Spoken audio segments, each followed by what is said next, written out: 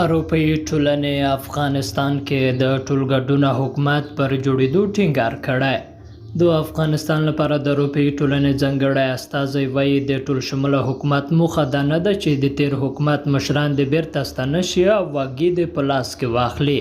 د افغانستان لپاره د اروپایي ټولنې ځانګړی استازی توماس نیکولسن د څرګندونې کابل ته د سفر پر مهال د سرپرست حکومت له یو شمېر چارواکو او د افغانستان سیاسي شخصیتونو سره تر لیدنو کتنو وروسته په یوه خبري غونډه کې وکړې. هغه ویل د اسلامي امارت د رسمیت پیژندلو په اړه د اروپایي ټولنې دریځ کې بدلون نه دی راغلی او اوسنی حکومت په رسمیت نه پیژني.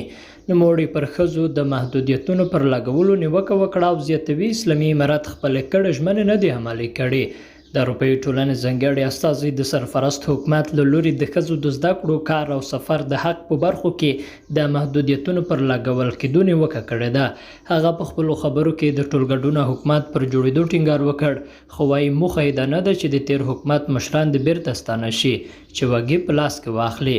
د اروپایي ټولنې د غلبړپوړی ډیپلوماټ وایي ښایي په افغانستان کې د ټاکنو په اړه چې په تیر کې ترسره شوې پر بڼې ځینې اندېښنې وې، خو نوموړی زیاتوي ښایي د لویو جرګې په ګډون نورې داسې افغان لارې چارې ولټول شي چې ښځې او سړي پکې د خپل برخلیک په اړه د نظر څرګندولو فرصت ولري. او د امریکا د بهرنیو چارو وزیر انتوني بلینکن په افغانستان کې د سرپرست حکومت له لوري په ښځو باندې وروستي محدودیتونه او بندیزونه وغندل.